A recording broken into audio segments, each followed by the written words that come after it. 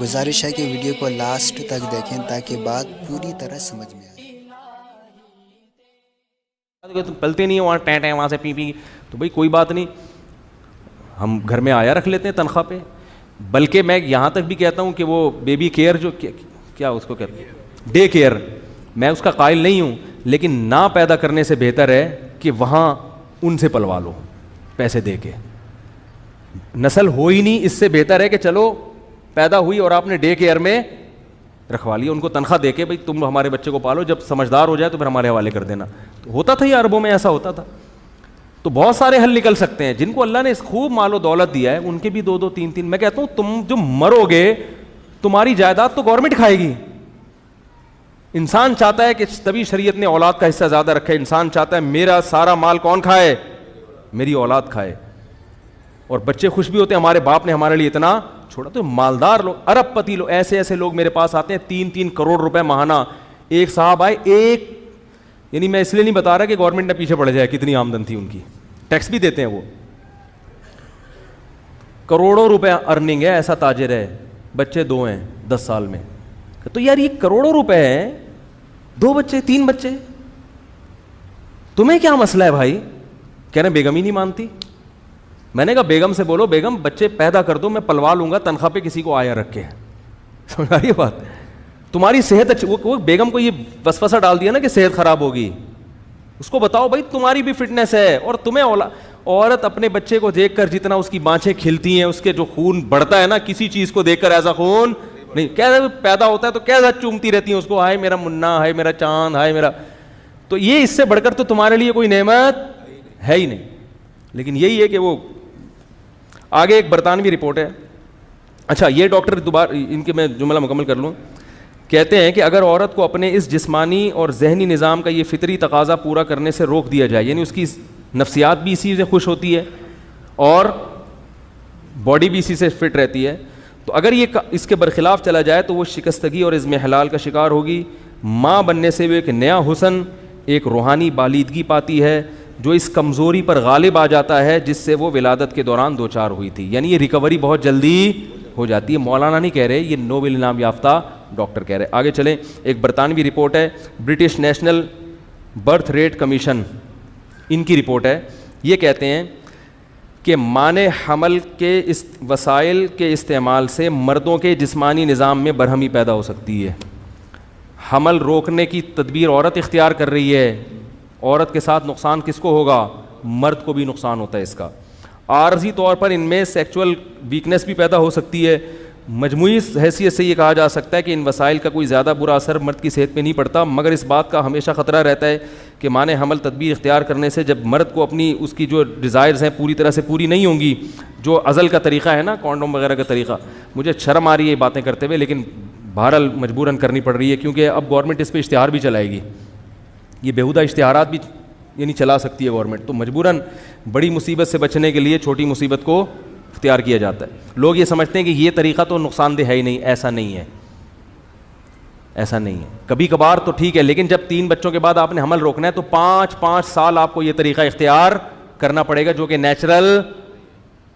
ایک مثال بڑی بیہودہ ہے لیکن دینی پڑ رہی ہے. آپ اپنی زبان پہ کوئی شاپر رکھو اور پھر آپ کوئی چیز کھانا شروع کر دو, یہ نیچرل ہوگا؟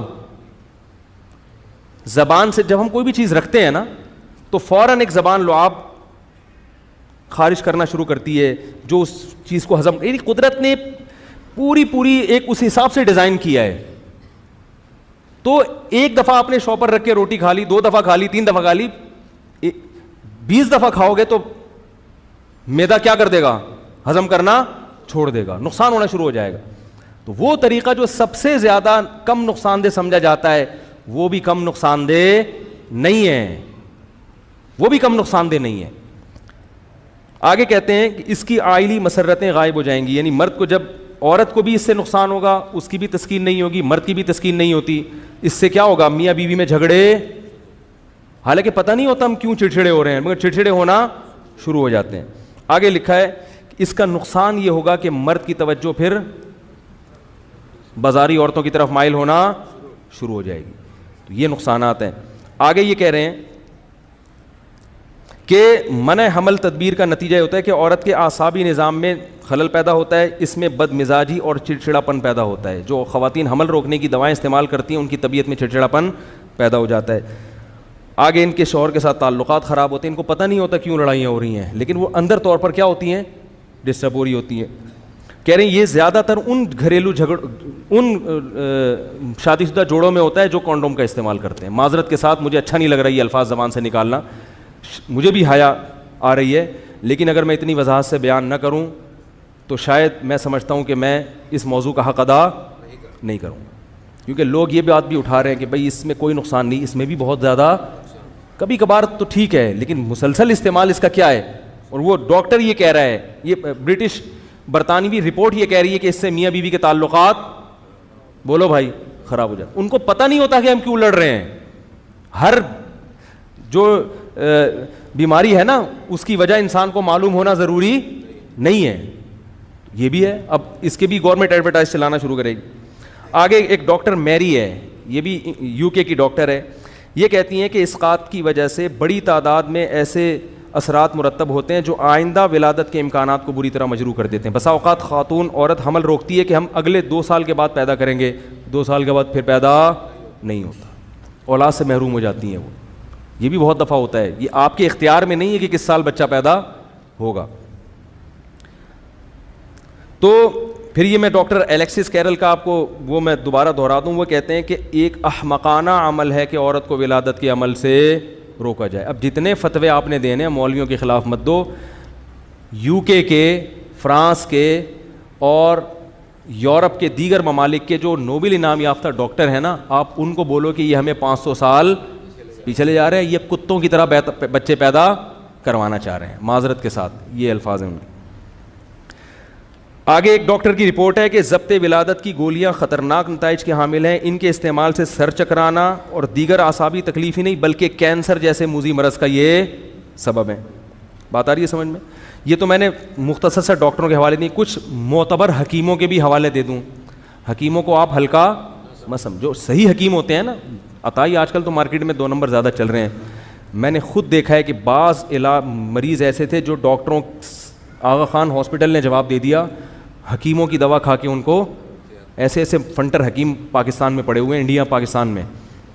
تو یہ جو کہتے ہیں نا حکیم سارے 2 نمبر ہوتے ہیں, ایسا نہیں ہوتا. لیکن میں ان حکیموں کے نام نہیں بتاؤں گا کیونکہ میں ان کی پبلسٹی کے لیے یہاں نہیں بیٹھا. ایک حکیم تھے جن کو آغا خان ہاسپٹل نے کینسر کے مریض کو جو ہے نا لا علاج قرار دے دیا تھا.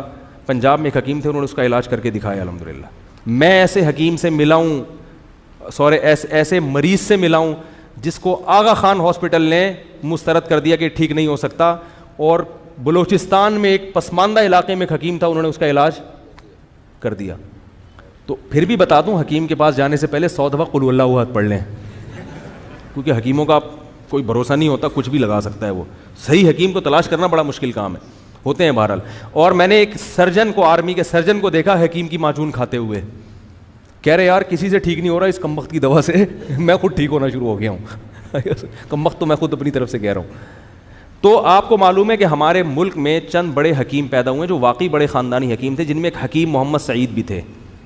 حکیم محمد سعید نے یہ مضمون شائع کیا ہے ہمدرد میں جولائی 1985 میں. اس میں یہ انہوں نے پوری ایک عورت کی ہسٹری بیان کی کہ اس کی صحت بگڑتی جا رہی تھی, جس کا میں خلاصہ بیان کر رہا ہوں. بالآخر ہم نے اس سے کہا کہ اولاد کی ولادت پہ آ جاؤ, بچے پیدا کرنا شروع کر دو. اس عورت نے ان کو خط لکھا کہ میری تمام بیماری الحمدللہ ختم ہو گئی. یہ پورا انہوں نے خط اس عورت کا شائع کیا اس اخبار میں. آگے وہ یہ لکھتے ہیں کہ ضبط ولادت کی گولیاں استعمال کرنے والی خواتین فالج کا بھی شکار ہو جاتی ہیں. ہمارے یہاں تو فری میں بانٹی جا رہی ہیں یہ دوائیں. فالج ہو جاتا ہے عورتوں کو ان دواؤں کے استعمال سے. یہ کینیڈا کی رپورٹ ہے. اچھا, کینیڈا کے ایک ممتاز ماہر امراض اعصاب کے مطابق اس نے اب تک جو مشاہدات کی ان کی روشنی میں کہا جا سکتا ہے کہ ضبط ولادت کی گولیاں جب سے استعمال ہونے لگی ہیں خواتین پر فالج کے حملوں کا سلسلہ تیز ہو گیا ہے. ان کے مطابق کہہ دیں جو ہم نے کینیڈا میں اونٹاریو کے علاقے میں جو مشاہدات کیے ہیں, ان کے مطابق 1967 اور 68 کے دوران ان گولیوں کو عوام میں متعارف کرانے کے بعد انہیں استعمال کرانے والے 57% عورتوں کو فالج ہوا ہے. 57% عورتیں کس میں مبتلا ہوئی ہیں؟ فالج میں مبتلا ہوئی ہیں ان گولیوں کے استعمال سے. اسی طرح آگے انہوں نے پوری رپورٹ پیش کی ہے, میرا خیال ہے اس کی ضرورت نہیں ہے کہ یہ. اچھا یہ بھی ایک بات بتاؤں, یہ بی بی سی پہ میں نے خود پڑھی ہے رپورٹ, بی بی سی نومبر 24, اس میں یہ بی بی سی کے پیج پہ خبر شائع ہوئی ہے کہ جو عورتیں حمل گراتی ہیں ان میں جو آن دا ریکارڈ ہیں, جو بچہ ضائع کرا دیتی ہیں نا, ان میں ہر سال انڈیا پاکستان جیسے ملکوں کی بات ہو رہی ہے 68,000 خواتین موت کے منہ میں چلی جاتی ہیں.